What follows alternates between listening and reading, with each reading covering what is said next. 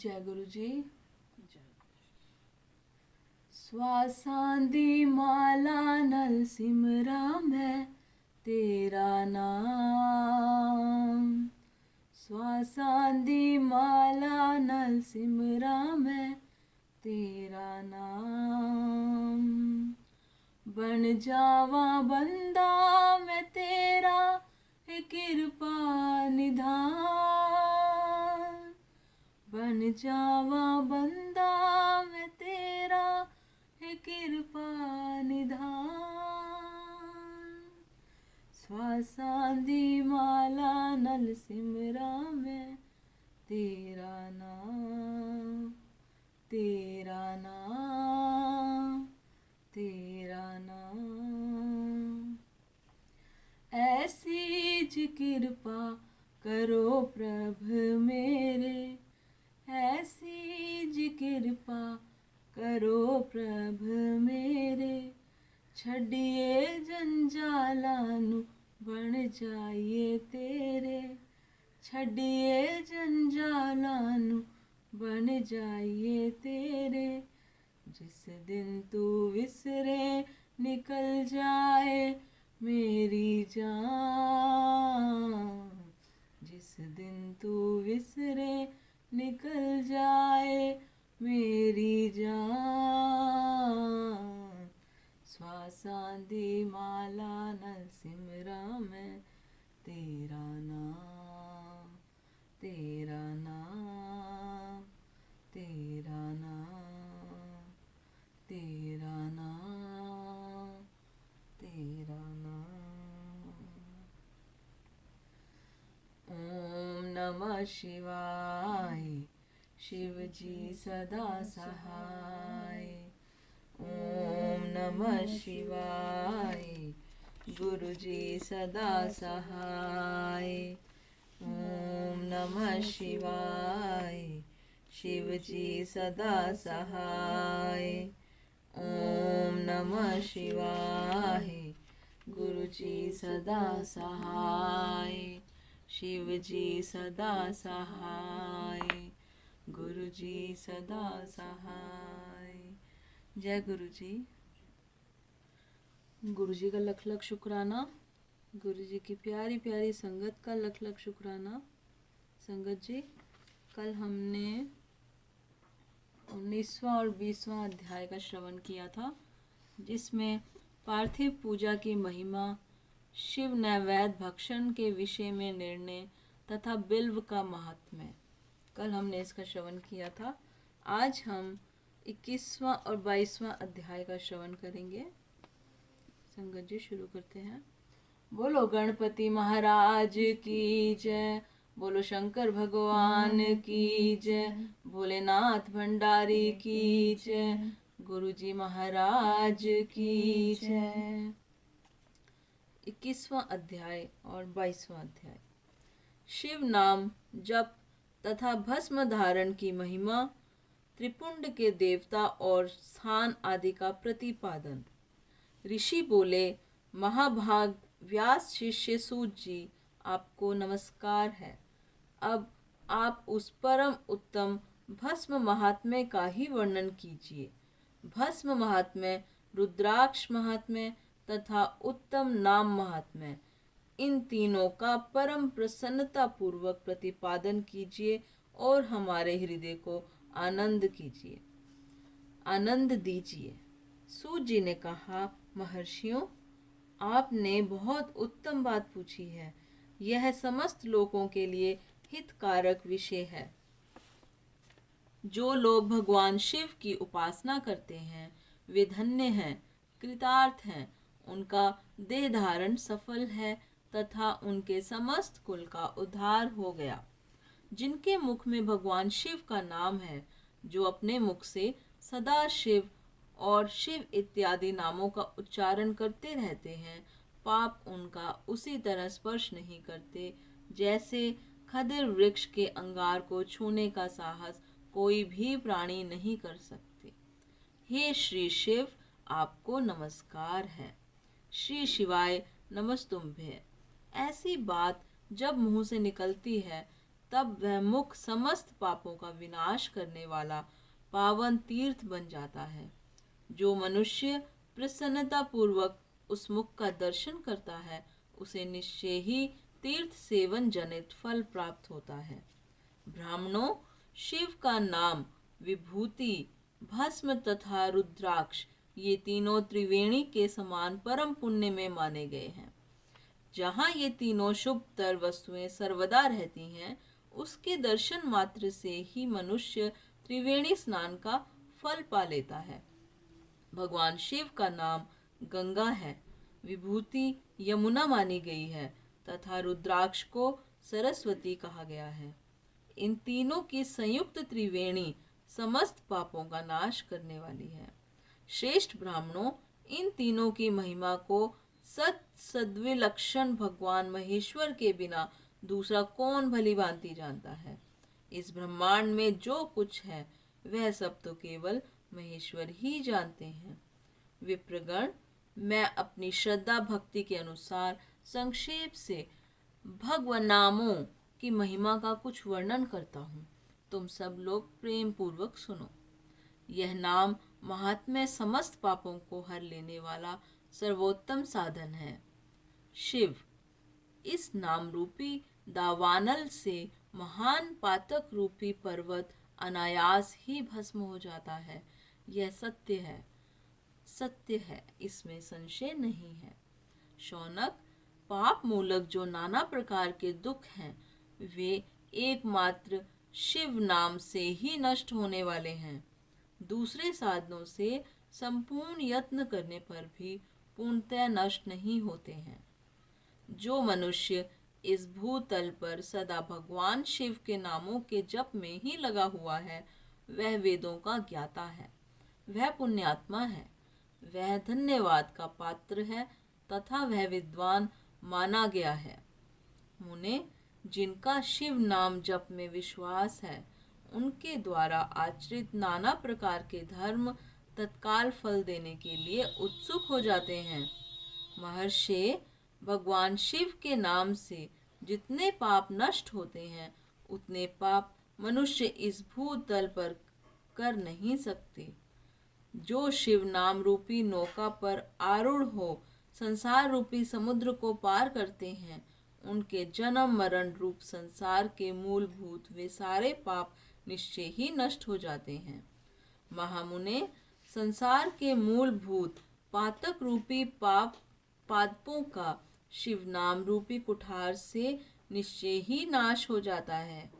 जो पाप रूपी दावानल से पीड़ित हैं, उन्हें शिव नाम रूपी अमृत का पान करना चाहिए।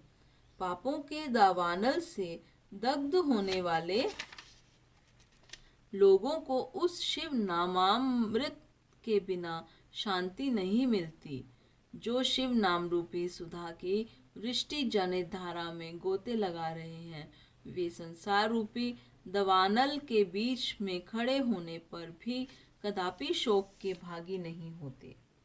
जिन महात्माओं के मन में शिव नाम के प्रति बड़ी भारी भक्ति है, ऐसे लोगों की सहसा और सर्वथा मुक्ति होती है। मुनीश्वर, जिसने अनेक जन्मों तक तपस्या की है, उसी की शिव नाम के प्रति भक्ति होती है, जो समस्त पापों का नाश करने वाली है। जिसके मन में भगवान शिव के नाम के प्रति कभी खंडित न होने वाली असाधारण भक्ति प्रकट हुई है, उसी के लिए मोक्ष सुलभ है। यह मेरा मत है। जो अनेक प्रकार के पाप करके भी भगवान शिव के नाम जप में आदर पूर्वक लग गया है, वह समस्त पापों से मुक्त हो ही जाता है, इसमें कोई संशय नहीं है। जैसे वन में दवानल से दग्ध हुए वृक्ष भस्म हो जाते हैं, उसी प्रकार शिव नाम रूपी दावानल से दग्ध होकर उस समय तक के सारे पाप भस्म हो जाते हैं। शौनक, जिसके अंग नित्य भस्म लगाने से पवित्र हो गए हैं तथा जो शिव नाम जप का आदर करने लगा है, वह घोर संसार सागर को भी पार कर लेता है। संपूर्ण वेदों का अवलोकन करके पूर्ववर्ती महर्षियों ने यही निश्चय किया कि भगवान शिव के नाम का जप संसार सागर को पार करने के लिए सर्वोत्तम उपाय है। मुनिवरों, अधिक कहने से क्या लाभ। मैं शिव नाम के सर्व पापाहारी महात्म्य का एक ही श्लोक में वर्णन करता हूँ। भगवान शंकर के एक नाम में भी पाप हरण की जितनी शक्ति है उतना पातक मनुष्य कभी कर ही नहीं सकता। मुने, पूर्व काल में महापापी राजा इंद्रधुम्न ने शिव नाम के प्रभाव से ही उत्तम सद्गति प्राप्त की थी। इसी तरह कोई ब्राह्मणी युवती भी जो बहुत पाप कर चुकी थी, शिव नाम के प्रभाव से ही उत्तम गति को प्राप्त हुई। द्विजवरों, इस प्रकार मैंने तुमसे भगवान नाम के उत्तम महात्म्य का वर्णन किया है। अब तुम भस्म का महात्म्य सुनो, जो समस्त पावन वस्तुओं को भी पावन करने वाला है। महर्षियों, भस्म संपूर्ण मंगलों को देने वाला तथा उत्तम है। उसके 2 भेद बताए गए हैं। उन भेदों का मैं वर्णन करता हूँ, सावधान होकर सुनो। एक को महाभस्म जानना चाहिए और दूसरे को स्वल्प भस्म। महाभस्म के भी अनेक भेद हैं। वह 3 प्रकार का कहा गया है, श्रोत, स्मार्त और लौकिक। स्वल्प भस्म के भी बहुत से भेदों का वर्णन किया गया है। श्रोत और स्मार्त भस्म को केवल द्विजों के ही उपयोग में आने के योग्य कहा गया है। तीसरा, जो लौकिक भस्म है, वह अन्य प्रकार सब लोगों के भी उपयोग में आ सकता है। श्रेष्ठ महर्षियों ने यह बताया है कि द्विजों को वैदिक मंत्र के उच्चारण पूर्वक भस्म धारण करना चाहिए। दूसरे लोगों के लिए बिना मंत्र के ही केवल धारण करने का विधान है। जले हुए गोबर से प्रकट होने वाला भस्म आग्नेय कहलाता है। महामुने, वह भी त्रिपुंड का द्रव्य है, ऐसा कहा गया है। अग्निहोत्र से उत्पन्न हुए भस्म का भी मनीषी पुरुषों को संग्रह करना चाहिए। अन्य यज्ञ से प्रकट हुआ भस्म भी त्रिपुंड धारण के काम में आ सकता है। जाबालोपनिषद में आए हुए अग्नि इत्यादि 7 मंत्रों द्वारा जल मिश्रित भस्म से धूलन, विभिन्न अंगों में मर्दन या लेपन करना चाहिए। महर्षि जाबाली ने सभी वर्णों और आश्रमों के लिए मंत्र से या बिना मंत्र के भी आदर पूर्वक भस्म से त्रिपुंड लगाने की आवश्यकता बताई गई है। समस्त अंगों में सजल भस्म को मलना अथवा विभिन्न अंगों में तिरछा त्रिपुंड लगाना, इन कार्यों को मोक्षार्थी पुरुष प्रमाद से भी न छोड़ें, ऐसा श्रुति का आदेश है। भगवान शिव और विष्णु ने भी तिर्यक त्रिपुंड धारण किया है। अन्य देवियों सहित भगवती उमा और लक्ष्मी देवी ने भी वाणी द्वारा इसकी प्रशंसा की है।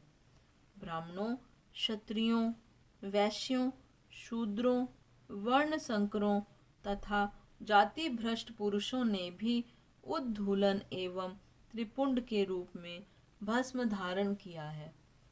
इसके पश्चात भस्म धारण तथा त्रिपुंड की महिमा एवं विधि बताकर सूत जी ने फिर कहा, महर्षियों, इस प्रकार मैंने संक्षेप में त्रिपुंड का महात्म्य बताया है। यह समस्त प्राणियों के लिए गोपनीय रहस्य है, अतः तुम्हें भी इसे गुप्त ही रखना चाहिए। मुनिवरों, ललाट आदि सभी निर्दिष्ट स्थानों में जो भस्म से 3 तिरछी रेखाएं बनाई जाती हैं, उन्हीं को विद्वानों ने त्रिपुंड कहा है। भौहों के मध्य भाग से लेकर जहाँ तक भौहों का अंत है, उतना बड़ा त्रिपुंड ललाट में धारण करना चाहिए। मध्यमा और अनामिका उंगली से 2 रेखाएं करके बीच में अंगुष्ठ द्वारा प्रतिलोभ भाव से की गई रेखा त्रिपुंड कहलाती है। अथवा बीच की 3 अंगुलियों से भस्म लेकर यत्नपूर्वक भक्ति भाव से ललाट में त्रिपुंड धारण करें। त्रिपुंड अत्यंत उत्तम तथा भोग और मोक्ष को देने वाला है। त्रिपुंड की तीनों रेखाओं में से प्रत्येक के 9 देवता हैं जो सभी अंगों में स्थित हैं। मैं उनका परिचय देता हूँ, सावधान होकर सुनो। मुनीश्वरों, प्रणव का प्रथम अक्षर अकार, गार्हपत्य अग्नि, पृथ्वी, धर्म रजोगुण, ऋग्वेद, क्रिया शक्ति, प्रातः सवन तथा महादेव ये त्रिपुंड की प्रथम रेखा के 9 देवता हैं। यह बात शिव दीक्षा परायण पुरुषों को अच्छी तरह समझ लेनी चाहिए। प्रणव का दूसरा अक्षर उकार, दक्षिणाग्नि, आकाश, सत्वगुण, यजुर्वेद, मध्य दिन सवत, इच्छा शक्ति, अंतरात्मा तथा महेश्वर ये दूसरी रेखा के 9 देवता हैं। प्रणव का तीसरा अक्षर मकार, आवनीय अग्नि, परमात्मा, तमोगुण, धुलोक, ज्ञान शक्ति, सामवेद, तृतीय सवन तथा शिव ये तीसरी रेखा के 9 देवता हैं। इस प्रकार स्थान देवताओं को उत्तम भक्ति भाव से नित्य नमस्कार करके स्नान आदि से शुद्ध हुआ पुरुष यदि त्रिपुंड धारण करे तो भोग और मोक्ष को भी प्राप्त कर लेता है। मुनीश्वर, ये संपूर्ण अंगों में स्थान देवता बताए गए हैं। अब उनके संबंधी स्थान बताता हूँ, भक्ति पूर्वक सुनो। 32, 16, 8 अथवा 5 स्थानों में त्रिपुंड का न्यास करें। मस्तक, ललाट, दोनों कान, दोनों नेत्र, दोनों नासिका, मुख, कंठ, दोनों हाथों, दोनों कोहनी, दोनों कलाई, हृदय, दोनों पार्श्व भाग, नाभि, दोनों अंडकोश, दोनों ऊरु, दोनों गुल्फ, दोनों घुटने, दोनों पिंडली और दोनों पैर ये 32 उत्तम स्थान हैं। इनमें क्रमशः अग्नि, जल, पृथ्वी, वायु, 10 दिक् प्रदेश, 10 दिक्पाल तथा 8 वसुओं का निवास है। धर, ध्रुव, सोम, आप, अनिल, अनल, प्रत्यूष और प्रभास ये 8 वसु कहे गए हैं। इन सब का नाम मात्र लेकर इनके स्थानों में विद्वान पुरुष त्रिपुंड धारण करें अथवा एकाग्रचित हो 16 स्थान में ही त्रिपुंड धारण करें। मस्तक, ललाट, कंठ, दोनों कंधों, दोनों भुजाओं, दोनों कोहनियों तथा दोनों कलाइयों में, हृदय में, नाभि में, दोनों पसलियों में तथा पृष्ठ भाग में त्रिपुंड लगाकर वहां दोनों अश्विनी कुमारों का, शिव शक्ति, रुद्र, ईश और नारदा का और वामा आदि 9 शक्तियों का पूजन करें। ये सब मिलकर 16 देवता हैं।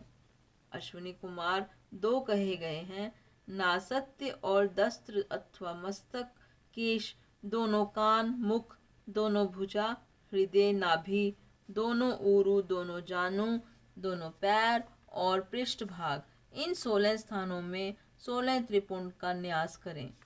मस्तक में शिव, केश में चंद्रमा, दोनों कानों में रुद्र और ब्रह्मा, मुख में विघ्नराज गणेश, दोनों भुजाओं में विष्णु और लक्ष्मी, हृदय में शंभु, नाभि में प्रजापति, दोनों उरुओं में नाग और नाग कन्याएं, दोनों घुटनों में ऋषि कन्याएं, दोनों पैरों में समुद्र तथा विशाल पृष्ठ भाग में संपूर्ण तीर्थ देवता रूप से विराजमान हैं। इस प्रकार 16 स्थानों का परिचय दिया गया। अब 8 स्थान बताए गए हैं। गुह स्थान, ललाट, परम उत्तम, कर्ण युगल, दोनों कंधे, हृदय और नाभि ये 8 स्थान हैं। इनमें ब्रह्मा तथा सप्तऋषि ये 8 देवता बताए गए हैं। मुनीश्वरों, भस्म के स्थान की जानने वाले विद्वानों ने इस तरह 8 स्थानों का परिचय दिया है। अथवा मस्तक, दोनों भुजाएं, हृदय और नाभि इन 5 स्थानों को भस्म वेता पुरुषों ने भस्म धारण के योग्य बताया है। यथासंभव देश, काल आदि की अपेक्षा रखते हुए उद्धूलन भस्म को अभिमंत्रित करना और जल में मिलाना आदि कार्य करें। यदि उद्धूलन में भी असमर्थ हो तो त्रिपुंड आदि लगाएं। त्रिनेत्रधारी तीनों गुणों के आधार तथा तीनों देवताओं के जनक भगवान शिव का स्मरण करते हुए नमः शिवाय कहकर ललाट में त्रिपुंड लगाएं। ईशाभ्याम नमः ऐसा कहकर दोनों पार्श्व भागों में त्रिपुंड धारण करें। बीजाभ्याम नमः यह बोलकर दोनों कलाइयों में भस्म लगाएं। पितृभ्याम नमः कहकर नीचे के अंग में, उमेशाभ्याम नमः कहकर ऊपर के अंग में तथा भीमाय नमः कहकर पीठ में और सिर के पिछले भाग में त्रिपुंड लगाना चाहिए। इति श्री शिव पुराण 21वां-22वां अध्याय समाप्त। कर्पूर गौरम करुणावतारम संसार सारम भुजगेन्द्रहारम सदा वसंतं हृदयारविन्दे भवं भवानी सहितं नमामि। भवं भवानी सहितं नमामि। ओम नमः शिवाय। हरि ओम नमः शिवाय। ओम नमः शिवाय। हरि ओम नमः शिवाय। ओम नमः शिवाय। हरि ओम नमः शिवाय। ओम नमः शिवाय।